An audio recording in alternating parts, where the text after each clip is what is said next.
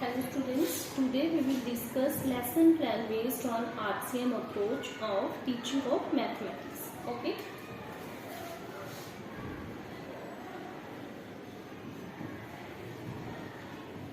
On RCM approach.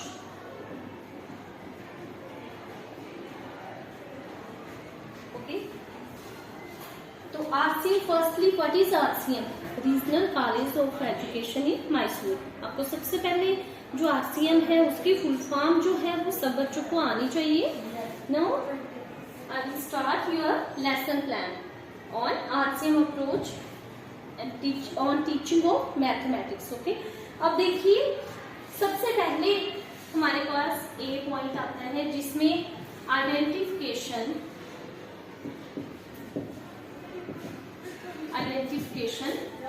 Data आता है। ठीक है, अब आइडेंटिफिकेशन डाटा में वही आ जाएगा, name of the people teacher, class कौन सी है, सेक्शन कौन सी है, डेट क्या है, सब्जेक्ट क्या है, एस्पेक्ट क्या है। ठीक है, ये सारी चीजें जो है और टॉपिक क्या है, ये चीजें हमारी रोल नंबर क्या है, that comes in identification data. Then next is input. B point में हमारे पास आता है इनपुट। ठीक है, अब इनपुट में हमारे पास आ जाते हैं B1, B2, B3 and B4। ठीक है, इनपुट के अंदर हमारे पास B1 पॉइंट आता है, B2 पॉइंट आता है, B3 पॉइंट आता है एंड B4 पॉइंट आता है।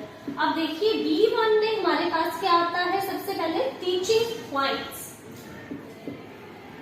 इन B1 टीचिंग पॉइंट्स। ठीक है, और B2 में हमारे पास आ जाता है objectives of the lesson. Objective of the lesson. Then B3 है हमारा एक्सपेक्टेड बिहेवियर आउटकम्स। EBOs जिसको हम बोलते हैं, EBOs that is expected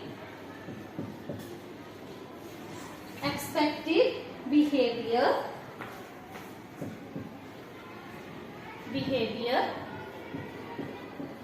outcomes। Okay, then उसके बाद हमारा आता है B4। अब B4 है दैट इज टीचिंग एड्स। जो टीचिंग एड्स हम यूज करते हैं that comes in B4 point, teaching aids। Okay, अब सबसे पहले देखिए इनपुट के अंदर हमारे पास आपको स्टेप्स जो है वो एकदम से लर्न कर लेने हैं, क्योंकि विकास आपको पूछ सकते हैं what are the different steps used in RCM approach या what are the different steps of RCM approach आपको पूछ सकते हैं। तो सबसे पहले आपने बता देना है ए पॉइंट है उसमें आइडेंटिफिकेशन डाटा आता है, देन बी पॉइंट है जिसमें हमारे पास आता है इनपुट। बी पॉइंट में हमारे पास 4 पॉइंट्स आते हैं, B1 में आ जाता है टीचिंग पॉइंट्स क्या है, देन B2 में ऑब्जेक्टिव ऑफ द लेसन क्या है, B3 में EBOs आती है that is expected behaviour outcomes and B4 में टीचिंग एड्स। अब देखिए B1 में टीचिंग पॉइंट्स हमारे पास आ जाते हैं, जैसे कि इंट्रोडक्शन टू, आपने सब्जेक्ट लिया है मैथमेटिक्स, एस्पेक्ट लिया है आपने ज्योमेट्री, टॉपिक आप जब अनाउंसमेंट करोगे तो उस टाइम आप बताओगे। ठीक है, after announcement when you announce the topic then you write in identification data.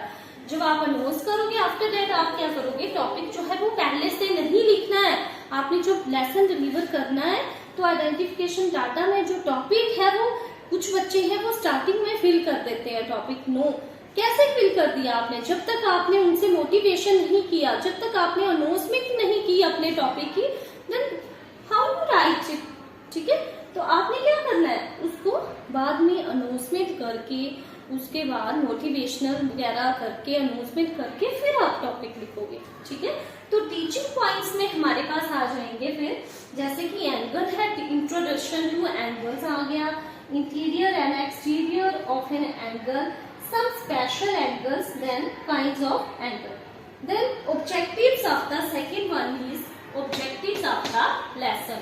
अब सेकंड में हमारे पास आ जाएगा to provide the knowledge to the students about angles, to provide knowledge of different kinds of angles. Then ईव्यूज हमारे पास क्या है, students will be able to recognize the angles, students will be able to understand the properties of angles, then students will be able to give different examples of angles। ठीक है, ये हमारे पास videos आ गई।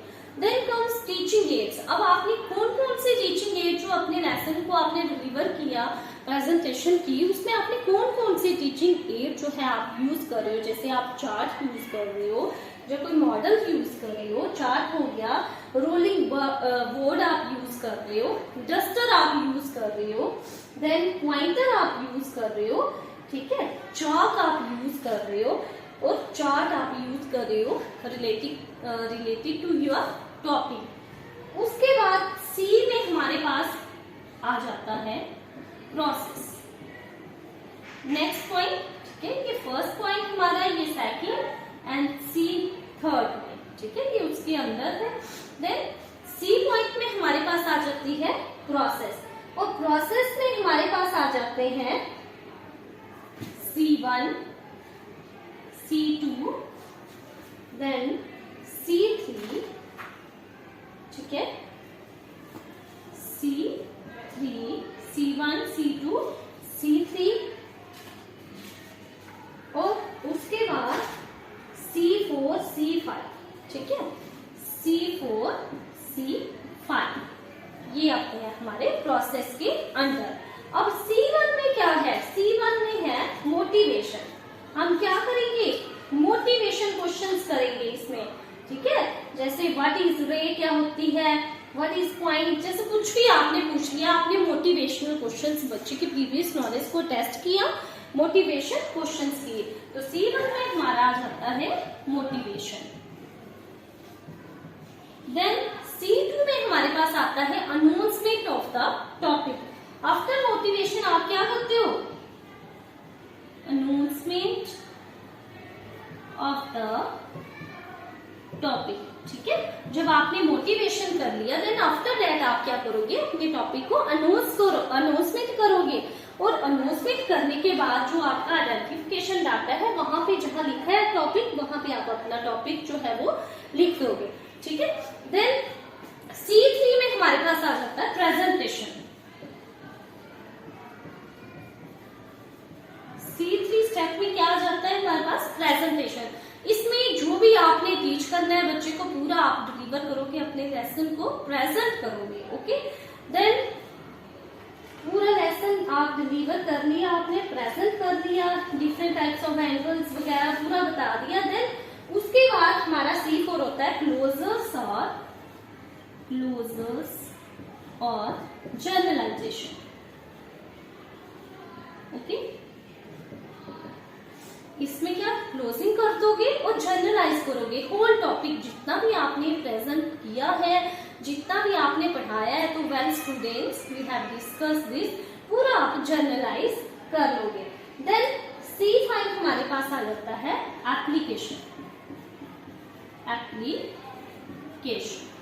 ठीक है। अब एप्लीकेशन में क्या होता है, आप मैच का कॉलम पूछ सकते हो बच्चे को, आप फिलअप्स पूछ सकते हो, ठीक है, जो आपने टॉपिक जो है टीच किया है उसके रिलेटेड आप बच्चों को फिलअप पूछ सकते हो, दे सकते हो कि बताओ ये क्या, कैसे फिल कीजिए। देन मैच का कॉलम आप left hand side right hand side कर दोगे, आप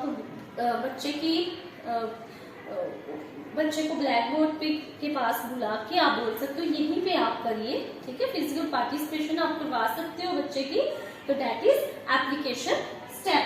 देन उसके बाद हमारे पास आ जाता है D1 रियल लर्निंग आउटकम्स।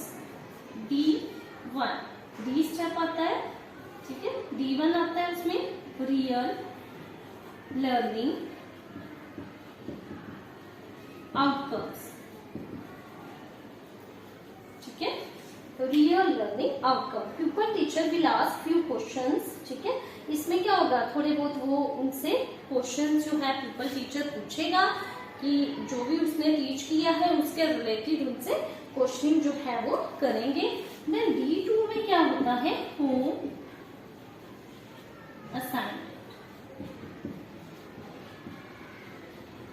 ठीक है, लास्टली क्या है, होम असाइनमेंट बच्चे को जो है वो दी जाती है। ठीक है, आप कुछ भी दे सकते हो कि look at your watch face to how many right angles the minute hand moves between 8 o'clock and 10 जैसे 10:30 clock, classify the following angles, जैसे डिफरेंट टाइप्स, जैसे कुछ भी आपने जैसे एंगल्स के बारे में पूरा टीच किया आपने प्रेजेंटेशन में, तो आप होमवर्क में बच्चे को डिफरेंट टाइप्स ऑफ एंगल्स जो है आप बता दोगे, इतने डिग्री का एंगल है, इतने डिग्री का लिखवा दोगे। देन आफ्टर दैट आप बोलोगे कि क्लासीफाई करके आना कि इनमें से एक्यूट कौन सा है, ऑब्ट्यूज कौन सा है, राइट कौन सा है, स्ट्रेट एंगल कौन सा है, कंप्लीट एंगल कौन सा है। ठीक है, या फिर आप ये भी बोल सकते हो डिफरेंट टाइप्स ऑफ एंगल्स बच्चे को असाइन कर सकते हो होमवर्क कि हाँ आप इतने डिग्री का एंगल जो है वो ड्रा करके घर अपनी नोटबुक पे बिल्कुल नीट एंड क्लीन आप ड्रा करके लाइए। तो ये थे हमारे डिफरेंट स्टेप्स, आपने पूरे ये माइंड में बिठाने हैं। फर्स्ट आ गया हमारा आइडेंटिफिकेशन डाटा, देन इनपुट आ गया, इनपुट के अंदर हमारे पास 4 पॉइंट्स आ गए। First teaching points, second is objective of the lesson, third is EBOs that is expected behavior outcomes, then fourth is teaching aids। उसके बाद थर्ड स्टेप में हमारे पास आ जाता है प्रोसेस, इसके अंदर हमारे पास 5 स्टेप्स हैं। फर्स्ट है motivation, announcement of the topic, presentation, closure और generalization, then application, then last है हमारे पास D1 और D2। D1 में हमारे पास आ जाता है रियल लर्निंग आउटकम्स क्या है, कि जो आपने बच्चे को पढ़ाया कितना उन्होंने किया, आप उनसे थोड़ी क्वेश्चनिंग करोगे। देन लास्टली आप क्या करोगे, बच्चों को होमवर्क असाइन करोगे। ठीक है, होम असेसमेंट जो है वो हमारा लास्ट स्टेप है। ओके।